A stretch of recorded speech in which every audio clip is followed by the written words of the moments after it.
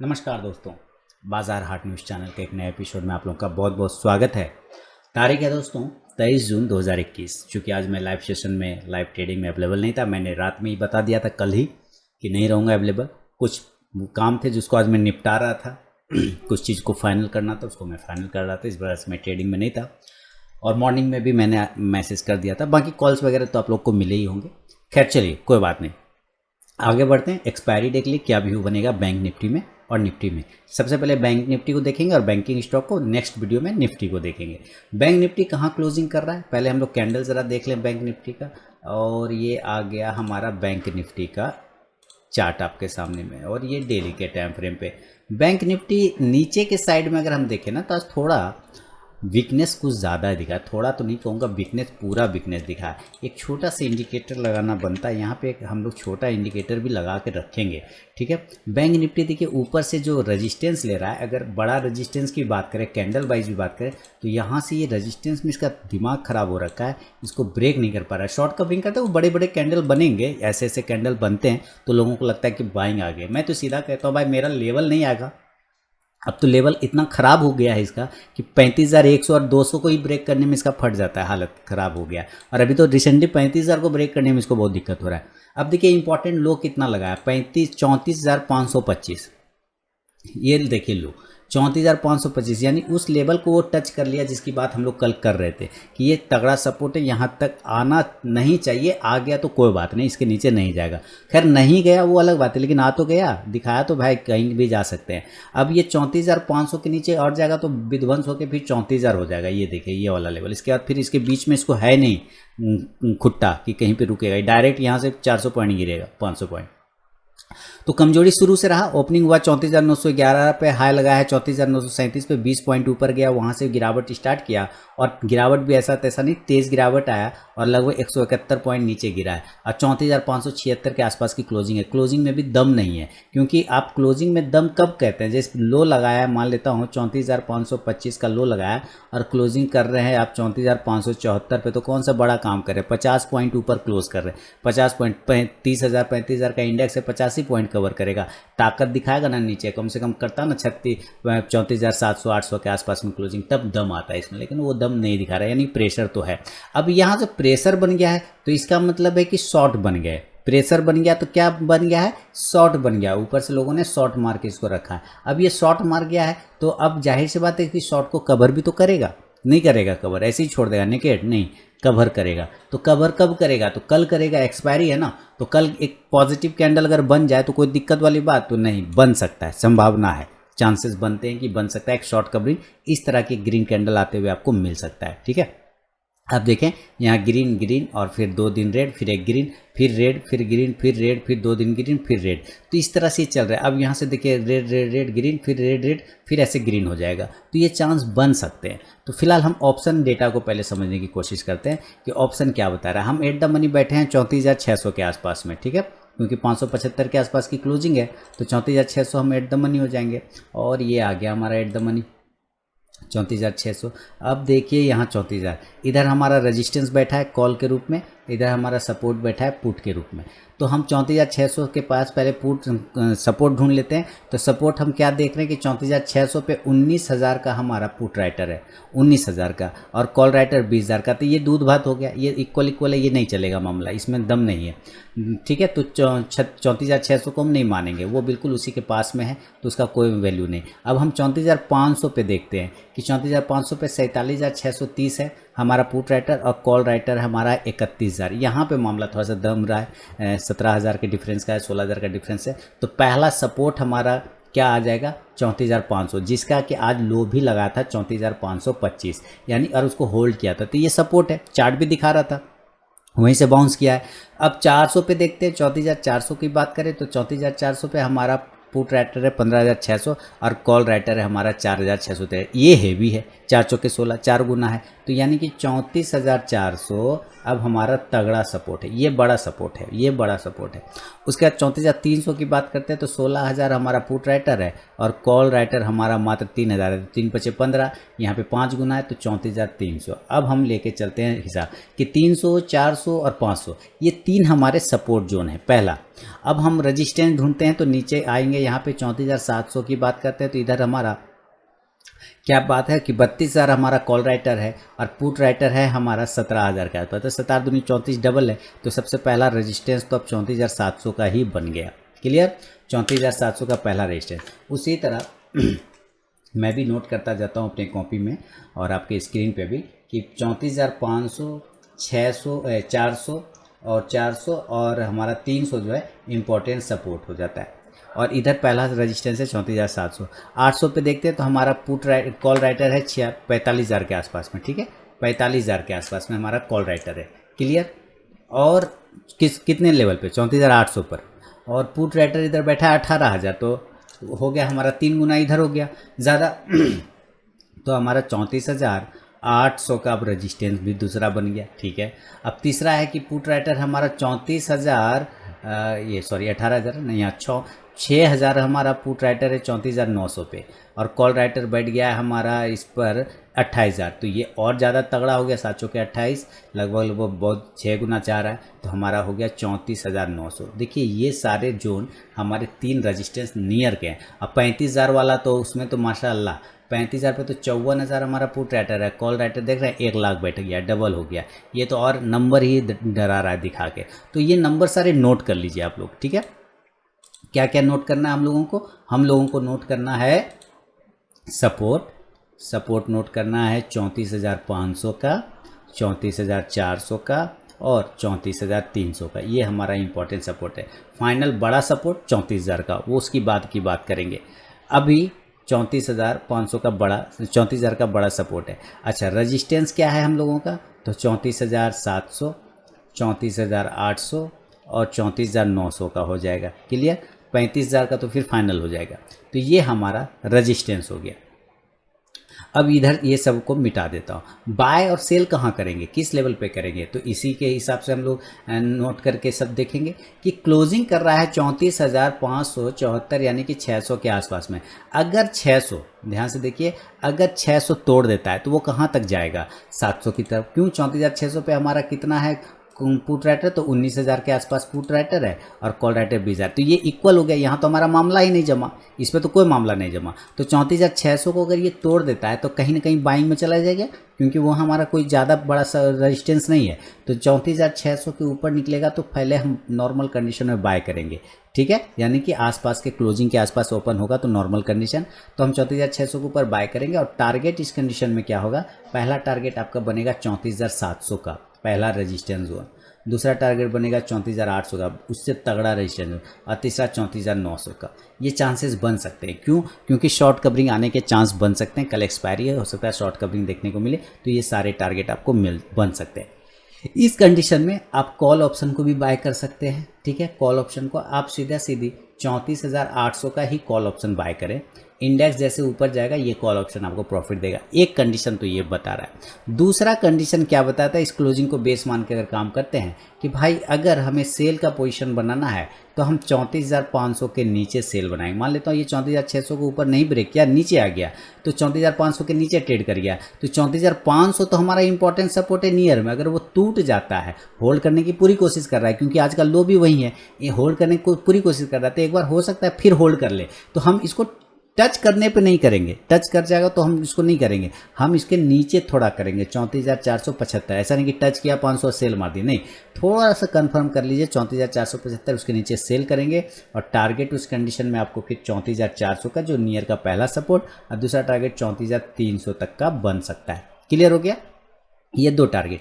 इस कंडीशन में आपको क्या करना है कि पुट ऑप्शन को बाय करके चलना है, किसको, पुट को बाय करना है। और जब पुट बाय करेंगे तो कितने का पुट बाय करेंगे, तो 34,500 का ही पुट बाय करेंगे। इंडेक्स नीचे आएगा तो ये पुट ऊपर आपको जाके प्रॉफिट देगा। ये एक कंडीशन हुआ नॉर्मल में। अगर ये गैप अप और गैप डाउन होता है, देखिए हायर जोन पे हमेशा सेल करने का कोशिश करना है। अभी जब तक ये 35,100 और 200 के ऊपर सस्टेन नहीं करे तब तक, ये जो 35,000 का लेवल देख रहे हैं ना, एक ट्रायंगल पैटर्न में फंस गया। ये जो 35,000 का लेवल है ना, इसके लिए काल हो गया, ये दिक्कत का बड़ा इसको प्रॉब्लम आ गया। ये लेवल जब तक इसके ऊपर क्लोज नहीं करे ना, मामला जमेगा नहीं। ट्रायंगल पैटर्न भी बना हुआ, ये भी देख रहे हैं आप लोग।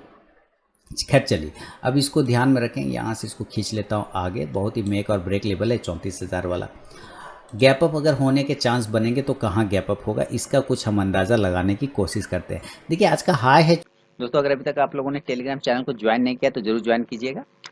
इसमें मैं लाइव में कुछ कॉल्स प्रोवाइड करता हूं और आप जाके ज्वाइन होकर देख सकते हैं कि वहाँ पे मेरा कॉल्स का परफॉर्मेंस कैसा रहता है। तो यहाँ पे मैंने 3 तरीका बताया ज्वाइन होने का टेलीग्राम चैनल पे। पहला प्रोसेस है दोस्तों कि आप मेरे वीडियो के डिस्क्रिप्शन में जाइए, किसी भी वीडियो के डिस्क्रिप्शन में वहाँ टेलीग्राम चैनल का लिंक मिलेगा। उस लिंक पे क्लिक करके आप टेलीग्राम चैनल पे ज्वाइन हो सकते हैं। दूसरा प्रोसेस है दोस्तों कि आप अपने मोबाइल में टेलीग्राम ऐप को इंस्टॉल कीजिए, उसके बाद उसे ओपन करिए। ओपन करने के बाद आरके ट्रेडिंग बीजीपी को सर्च कीजिए अपने टेलीग्राम ऐप में, तो वहाँ पे मेरा चैनल मिल जाएगा, आप उस पर क्लिक करके ज्वाइन हो सकते हैं। तीसरा प्रोसेस है दोस्तों कि आप मुझसे मेरे व्हाट्सअप नंबर पर टेलीग्राम चैनल का लिंक मांग सकते हैं। मैंने यहाँ पे व्हाट्सअप नंबर दे दिया है और यही मेरा कॉल का भी नंबर है, तो आप यहाँ भी मुझसे अपना व्हाट्सअप पर टेलीग्राम चैनल का लिंक मांग सकते हैं। तो जरूर वहाँ पर ज्वाइन होइए, लाइव में मैं कुछ कॉल्स प्रोवाइड करता हूँ वहाँ पर भी। 34,937 और क्लोजिंग कर रहा है 34,570, यानी 600 के आसपास में क्लोजिंग। हाई लगाया 950, तो 900 वाला तो वैलिड है भाई। 900 वाला पे तो रेजिस्टेंस हमारा बहुत तगड़ा है, आपने पहले भी मैंने दिखाया। 34,900 पे हमारा कॉल राइटर है 28,000, अब पुट राइटर गायब हो गया, मात्र 6,000 है। तो उधर से 7 चौके 6 चौके 24 है ना, 6 5 30, लगभग 5 गुना हमारा ज़्यादा उधर है हमारा कॉल रेट है। तो पहला रजिस्टेंस तो 34,800 का, 34,900 का है। दूसरा है 34,800, कितना 34,800, 18,000 और इधर 45,000, तो 18 या 54, 18 दूनी 36, लगभग 3 गुना उधर आ रहा है हमारा। ये भी 34,700 पे हम देखते हैं, तो 700 पे उतना नहीं है, लेकिन हमारा मामला 800 और 900 पे दम लगा के बैठा है, 800 और 900 पे। तो हम एक उम्मीद कर सकते हैं कि अगर गैप अप होगा तो 34,800 के आसपास हो सकता है आपको गैप अप होता हुआ दिखे, क्योंकि पहला रेजिस्टेंस बढ़ा 34,800 पे। अगर यहाँ पे होता है ना गैप अप, तब भी हम यहाँ पे सेल ही कर सकते हैं, क्योंकि 34,800 पे गैप अप हो या 34,900 पे गैप अप हो, ये दोनों ही हमारे सेल के लेवल होंगे।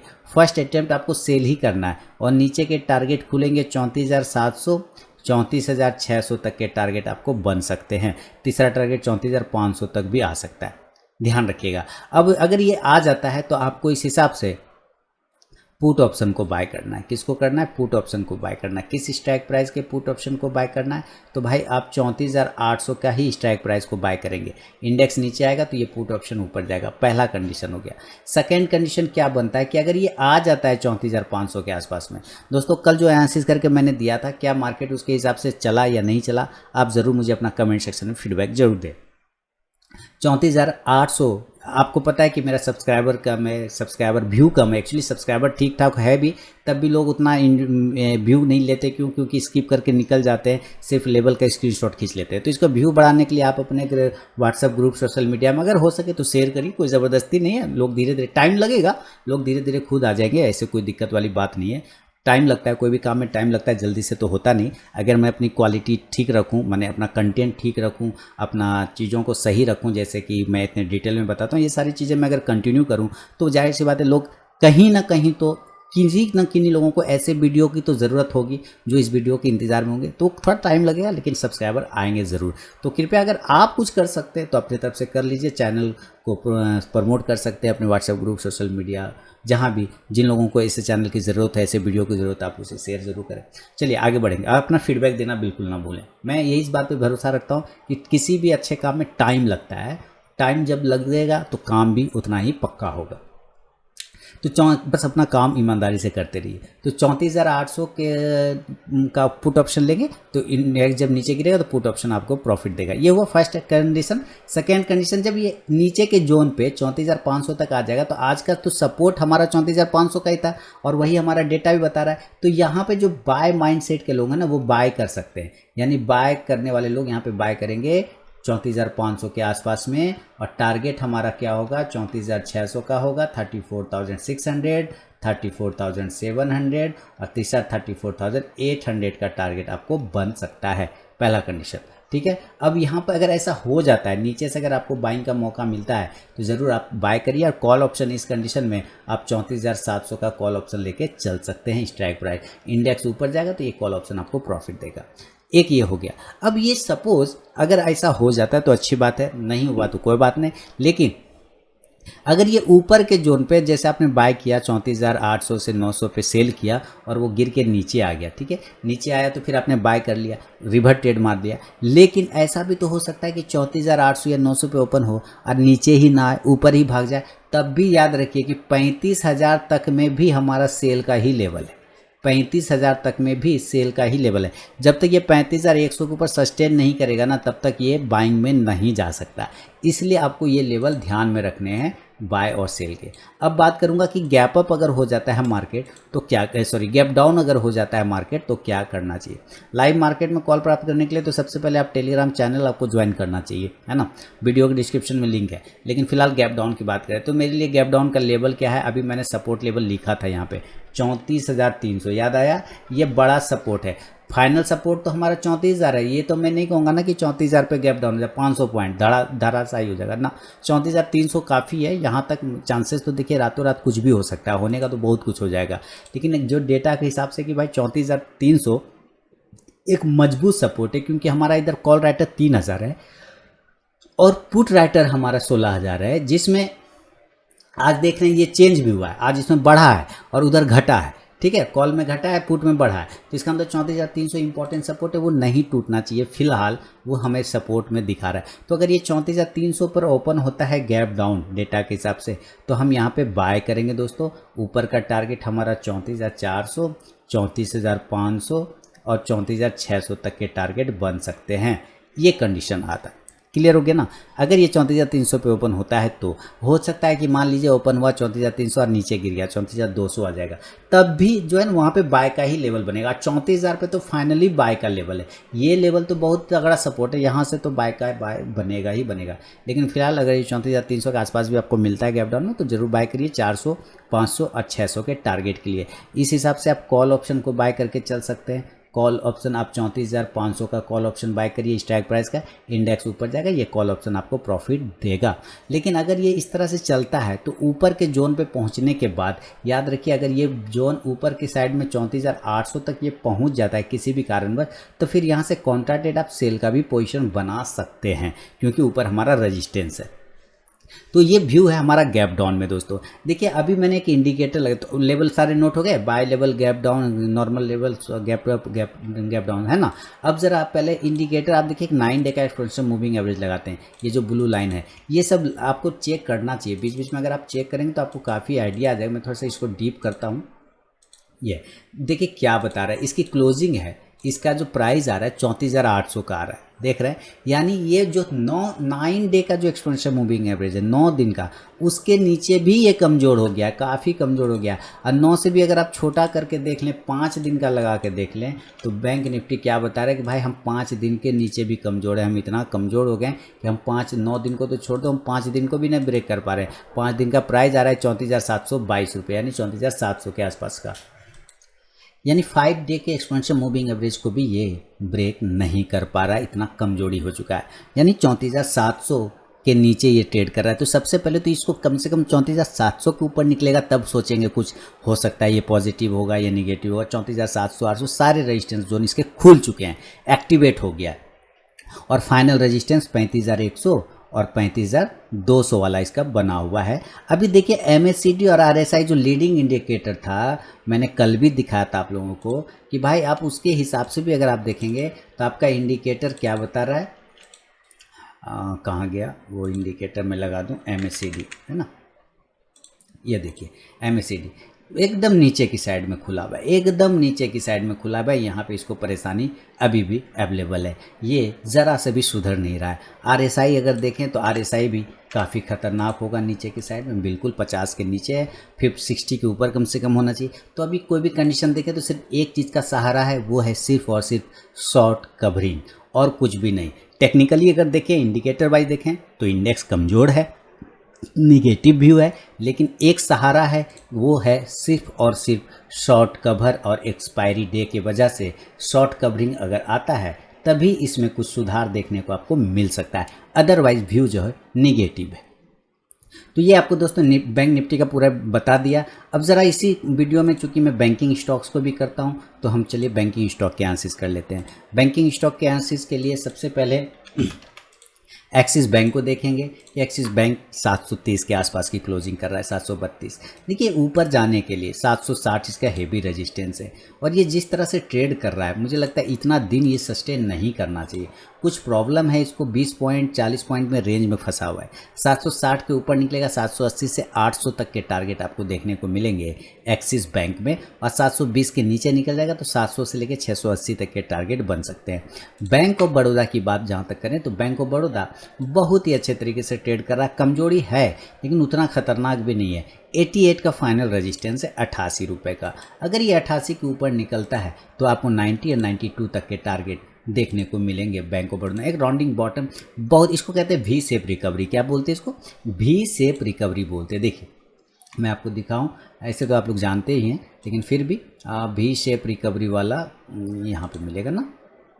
या देखिए यहाँ से स्टॉक गिरा और डायरेक्ट ये भी बना दिया है ना, और भी बना के चाहता तो ऐसे होता, लेकिन अभी यहाँ पे आने के बाद ये क्या कर रहा है, ये कंसोलिडेट कर रहा है एक जोन में। क्या कर रहा है? कंसोलिडेट कर रहा है, या आप कह सकते हैं कि एक्यूमुलेट कर रहा है। अब ऐसे कर रहा है ट्रेड, यहाँ पे इसको प्रॉब्लम है ना, यहाँ तक कंसोलिडेशन जोन में फंसा हुआ है। खैर ठीक है, कोई दिक्कत नहीं, जब निकलेगा तब ट्रेड करेंगे। बैंक ऑफ इंडिया की बात कर ले तो सेम कंडीशन में 88 का रेजिस्टेंस ले रहा है बैंक ऑफ इंडिया। 88 के ऊपर जाएगा, 90 92 के टारगेट आपको देखने को मिलेंगे। नीचे सपोर्ट है 72 का। कैनरा बैंक 160 इसका फाइनल रेजिस्टेंस होता है। 160 के ऊपर जाने पर, हालांकि देखिए फ्लैग पैटर्न का ब्रेकआउट आया है कैनरा बैंक में, लेकिन ये होल्ड कर तो रहा है, ताकत तो दिखा रहा है, ऐसा नहीं है। अगर थोड़ा सा बैंकिंग इंडेक्स सुधर जाए ना तो ये सबसे पहले भागने वाला स्टॉक्स में आएगा। 156 के ऊपर निकलेगा तो 160 से 65 तक के टारगेट आपको मिल सकते हैं कैनरा बैंक में। फेडरल बैंक उसी कंडीशन में भी फ्लैग बना के रखा हुआ है, तो फ्लैग में अगर ब्रेकआउट आएगा 86 87 का, देन आपको एक अच्छे टारगेट मिलेंगे। 88 से लेकर 90 रुपीज़ तक का एक टारगेट देखने को मिल सकता है। किसमें? फेडरल बैंक पे। तो नज़र रखें आप फेडरल बैंक पे भी। फेडरल बैंक के अलावा अगर हम चेक करें तो एचडीएफसी बैंक की बात करें, इसका तो 1500 का लेवल ही ब्रेक नहीं हो रहा है। इससे तो वही दिक्कत है, 1500 का लेवल जिस दिन ब्रेक होगा तो 1525 से 1550 के टारगेट आराम से मिल सकते हैं। कल देखिए शायद शॉर्ट कवरिंग में चला जाए। आईसीसी बैंक 635 640 ये सब रेजिस्टेंस जोन है। 640 के ऊपर निकलेगा 660 के टारगेट मिलेंगे। 620 के नीचे निकलेगा 600 तक का इंट्राडे टारगेट आपको दिखा सकता है। आईडीएफसी फर्स्ट बैंक की बात कर ले तो पोजिशनल स्टॉक है, इंट्राडे वाला स्टॉक ये है नहीं। 60 के ऊपर निकलेगा 62 64 तक के टारगेट आपको दिखाएगा IDFC first bank. Indian bank 155 के ऊपर 155, ऐसे 150 की बात था, 155 का टारगेट वो तो डन हुआ। अब 155 के ऊपर निकलेगा तो 160 का टारगेट। इसमें भी अगर आप देखें तो बिल्कुल भी शेप रिकवरी आया हुआ है। चलिए मैं कहाँ था, भी शेप रिकवरी इसमें था ना, बॉक्स वाला में था। यहाँ से गिरा और डायरेक्ट भी बना के ऊपर भाग गया ना, ये हिसाब से इसको कहते हैं भी शेप रिकवरी। इंडसइंड बैंक की बात कर ले 1000 के नीचे आ गया, ये गड़बड़ हो गया। 1025 के ऊपर जब तक नहीं निकलेगा पोजीशन नहीं बनेगा। 1025 के ऊपर जाएगा इंट्राडे टारगेट 1035 से 45 तक के बन सकता है इंडसइंड बैंक में। नीचे ब्रेक करेगा 995 को सेल करके 985 का टारगेट। कोटक बैंक की बात कर ले 200 DMA का सपोर्ट ले रहा, पूरा कमज़ोर है, बहुत ही तगड़ा सपोर्ट है इसको 1725 के आसपास का। वो ब्रेक हो जाएगा दोस्तों, सीधे गिरेगा ये 1700 के आसपास में Kotak bank. PNB buy on dip करिए, देखिए आज 2.5% की तेज़ी रही। आज जो लोग बाय ऑन डीप PNB में करते होंगे, पूरा भरोसा है, आशा ही नहीं पूर्ण विश्वास है कि वो प्रॉफिट ही बनाते होंगे, क्योंकि ये ना तो शॉर्ट टर्म स्टॉक है ना तो इंट्राडे स्टॉक है, ये है लॉन्ग टर्म इन्वेस्टमेंट। क्योंकि ये FD से ज़्यादा रिटर्न देने वाला स्टॉक है, हमेशा आपको ये हमेशा FD से ज़्यादा रिटर्न देगा। थोड़ा जब भी आप पोजीशन बनाएं अपने फाइनेंशियल एडवाइजर से सलाह मशवरा जरूर करें, हालांकि मेरा व्यू उसमें पॉजिटिव रहता है। JNK बैंक ऊपर जिस तरह से तेज़ी से गया वैसे तेज़ी से नीचे आ रहा है, कोई दिक्कत नहीं है JNK बैंक में। ये न्यूज़ देखिए, लोग न्यूज़ पर लेते हैं ना, ये प्रॉब्लम रहता है, न्यूज़ आया लोग खरीद लेते हैं, फंस गए। जो लोग ऊपर के भाव पे लिए वो ट्रैप हो गए। अब ये 44 के ऊपर जब तक नहीं जाएगा ये झुलाते रहेगा, 44 के ऊपर जाएगा तो 50 के टारगेट बनेंगे। RBL बैंक 225 से 30 को ब्रेक करेगा तो 245 से 50 तक के टारगेट बनेंगे RBL बैंक में। SBI 400 के नीचे आएगा सेल करेंगे, 440 के ऊपर जाएगा बाय करेंगे। सीधा सीधी हिसाब है इसका, 400 का इंपॉर्टेंट सपोर्ट है और 440 का इंपॉर्टेंट रेजिस्टेंस है, सीधा सा। Yes Bank no view. Union Bank 42 के ऊपर निकलने के बाद ही पोजीशन बनेगा 44 के टारगेट के लिए। फिलहाल यूनियन बैंक 42 का एक रेजिस्टेंस लेने की कोशिश कर रहा है। बंधन बैंक 345 350 ये सब अब रेजिस्टेंस है। हालांकि 200 DMA के ऊपर सस्टेन कर रहा है, होल्ड करिए। ऊपर 345 को दोबारा ब्रेक करे 360 का टारगेट। AU बैंक की बात करता हूँ तो AU बैंक में रेजिस्टेंस है 1080 रुपये का, उसको ब्रेक करेगा तो 1150 तक के भी टारगेट आपको दिखा सकता है। तो दोस्तों ये था बैंक निफ्टी और बैंकिंग स्टॉक्स पे मेरा अपना व्यू। पसंद आए कमेंट करें, फीडबैक दें और लाइव मार्केट में कॉल प्राप्त करने के लिए टेलीग्राम चैनल को जरूर ज्वाइन करें। मिलूंगा नेक्स्ट वीडियो में, तब तक के लिए बहुत बहुत धन्यवाद।